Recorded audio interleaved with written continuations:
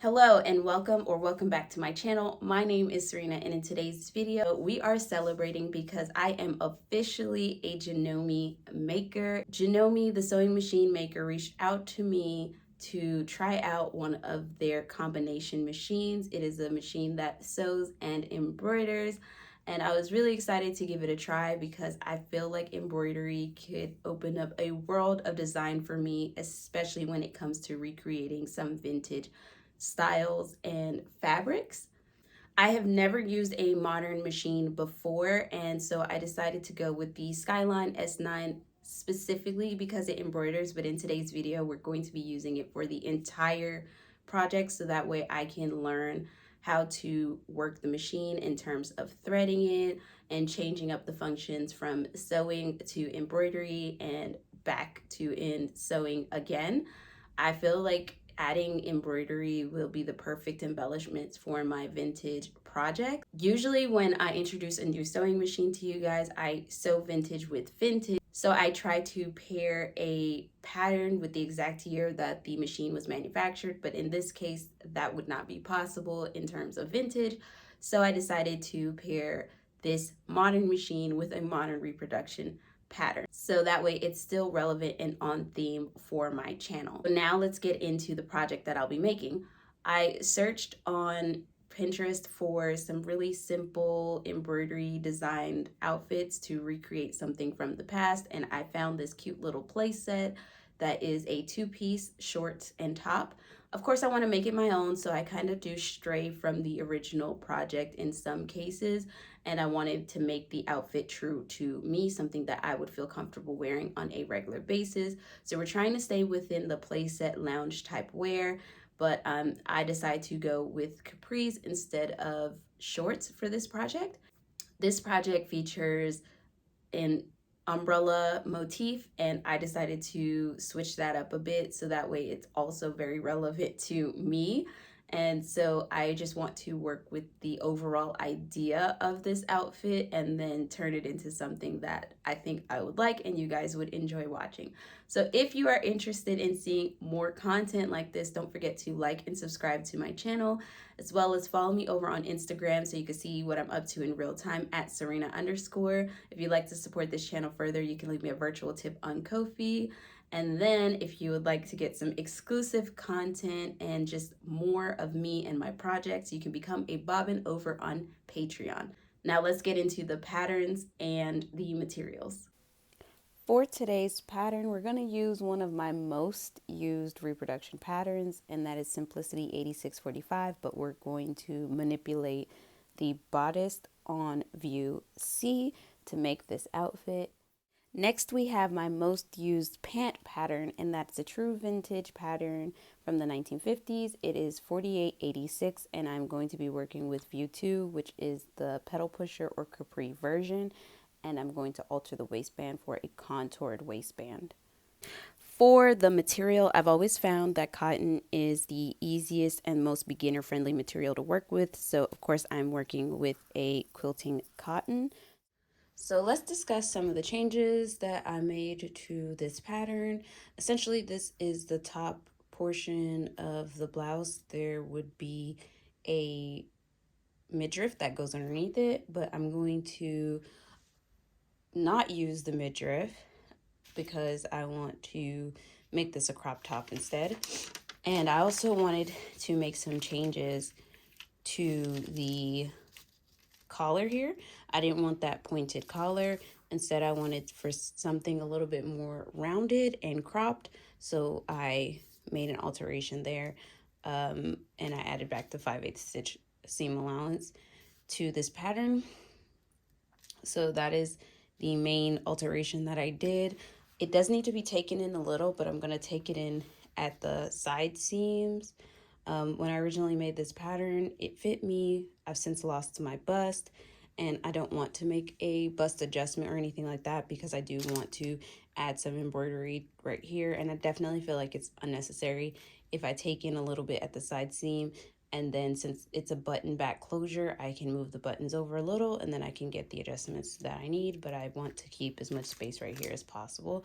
So I'm gonna leave that the way that it is. Plus it allows me the option to wear a padded bra later. Because I intend to put some embroidery on the bust of this blouse or crop top, I traced out the patterned piece for one side before attaching it to my embroidery hoop, and that way I can make sure the placement is exactly where I want it to be and it lands centered on the bust. I wanted to do something very beginner friendly so I could really learn how to work the embroidery function on this machine, since that's what drew me to it in the first place. So I have some simple cotton, and then I use a tearaway stabilizer, and I'm also learning what stabilizers work best with what material. And so I started off with a tearaway stabilizer, and then now it's time to hoop the project. The machine comes with 3 different hoops, and it conveniently tells you which hoop you should use for what size project. So I'm using the mid-size hoop right now, and I use that little grid to help center my project. And now it's time to move over to the machine and get it started. Admittedly, when I got the sewing machine, I was a little bit overwhelmed with the sheer amount of accessories and pieces that came with it, especially since I've never used a modern sewing machine before, and I certainly never used a machine that had the capability of embroidering. So when I got all the pieces, I was like, oh my gosh, Serena, you are in over your head. Luckily, Janome provides a instructional DVD that is extremely thorough, and there are lots of helpful instructional tutorials on YouTube.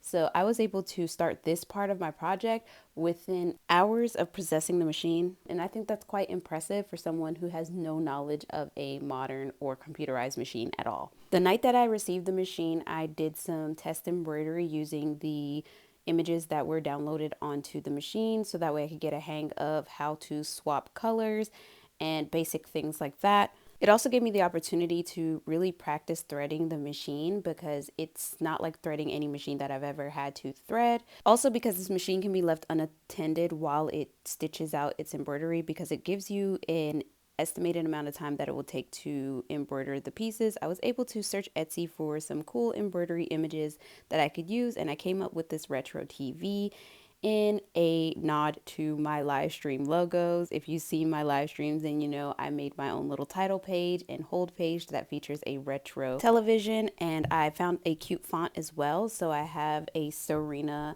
font over the television, and I thought it would be cute to wear during my live streams as a cute little uniform of sorts.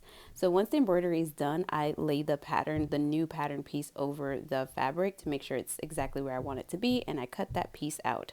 Once the embroidery is put onto your fabric, then you proceed as normal with a project like this. So here I am adding the darts and preparing this bodice part for sewing and assembly. And before I can do full-on sewing, here is the next embroidery image that I'm going to be doing, and this will go onto the waistband of the pant. And I think the little diamond, or the retro diamond starburst type look, is super cute. And because the original idea that I was going for had some embroidery on the pants, I thought that mine needed embroidery as well. This machine embroiders pretty quickly, and you do have the option to choose the speed at which you want it to embroider. So it can always embroider faster or slower depending on the intricacy of your pattern design. So obviously if it's more detailed, you want to go a little bit slower, and I'm sure that also depends on the material that you're embroidering as well. Just like the bodice, once the embroidery is on the fabric, then it's time to cut out the waistband. I find this way to be less complicated than cutting out the piece first and then trying to hoop it later, especially if your piece is smaller than the hoop. This is also the method I use when I'm doing hand embroidered detail. I prefer to just embroider directly on the main fabric and cut it out later whenever possible. This waistband does not belong to the pedal pusher pattern. It belongs to a 1940s skirt, and it zips in the back. So I had to make some alteration to the length of the waistband, because I find that the wider the waistband, the more ease you need to allow for your stomach. I didn't show it here, but I completely forgot to adjust where the closure for this is, because I do prefer my pants zip to be on the side, and this one was located in the back. So that's another good reason to add extra length to your waistband, because you can always adjust it on the pant but you can never really add more fabric to it without adding a seam. And I did end up with a seam on my side seam, so that way it could be longer and open up on the other side.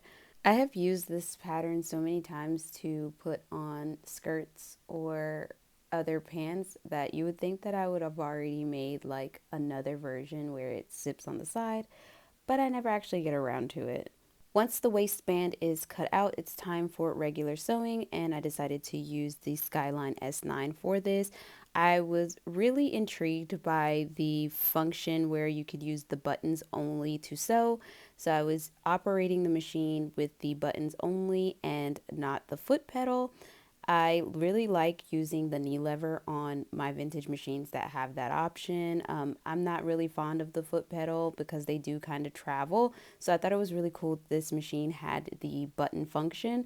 So you'll see at the very beginning, I'm kind of like fumbling over remembering which buttons do what. But like near the end, I get it together, and it was really nice to have that function.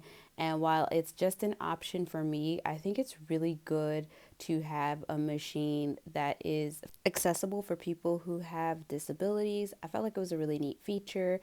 And then also, just for practicality, it's nice not to have yet another pedal on the floor, because as a collector, I have plenty of pedals everywhere, and so it was just one less wire that I had to work with, but it did take some getting used to.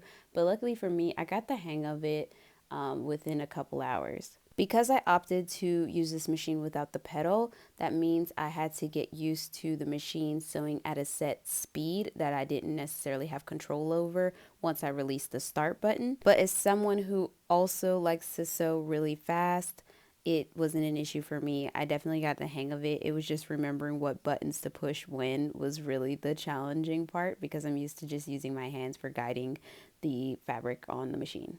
The front, and the lining matches. I added some interfacing to the inside of the lining so that way I can add buttons and buttonholes later.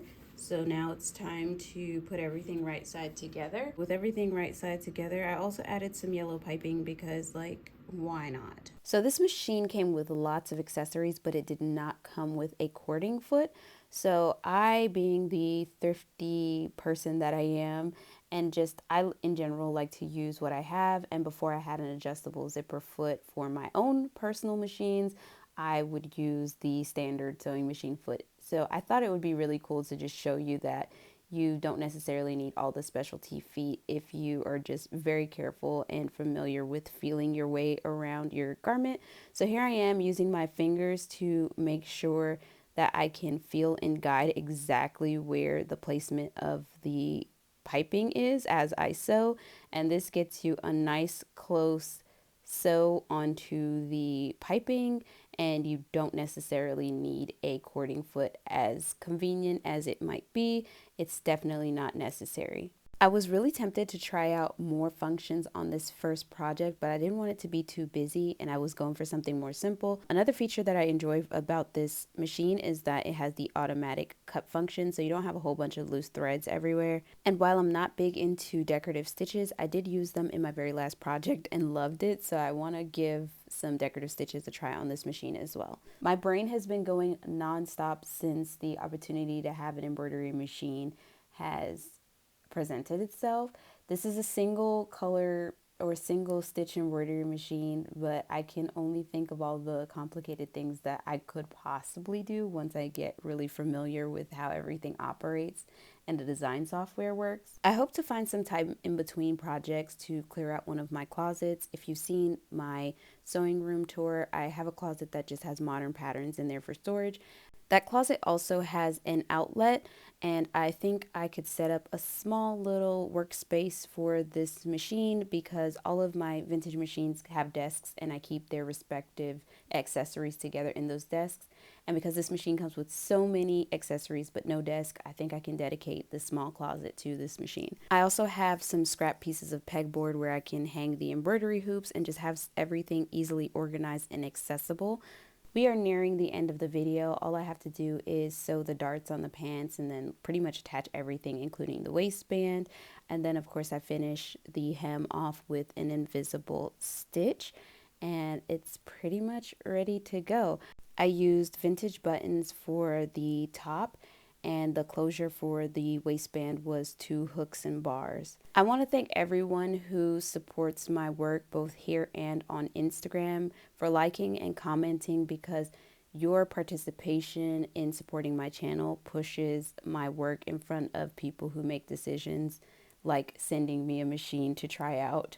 I also want to thank my bobbins over on Patreon and my Ko-fi donors. You guys go the extra mile to support my channel and my projects, and it means the absolute world to me. Here are some close-ups of the embroidery and the details. I'm very happy with how it turned out, especially with me only having the machine for a couple of hours. I did make the decision for it to button in the front because the pattern was too big, and so crossing it over in the front brought it in a bit. Then I used some true vintage buttons that really gave it that authentic look.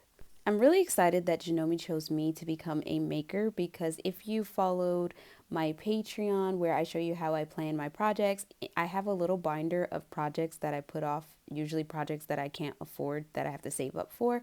And in that binder, I have at least 2 embroidery projects that wouldn't be possible because they're machine embroidery projects.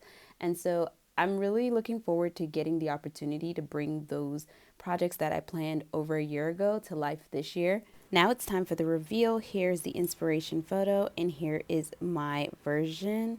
I purposely left the cutout at the blouse so that way it looked like the perfect pairing for the contoured waistband. I like to have some balance with my garments, so because I went with a more broad top blouse, I wanted to have more coverage on the bottom instead of having some shorts. Again, thank you all for watching. Let me know what you think about my version of this outfit. Don't forget to like and subscribe. Also follow me in real time on Instagram at Thesewrena_. You can leave me a virtual tip on Ko-fi or become a bobbin over on Patreon. See you in the next one. Bye.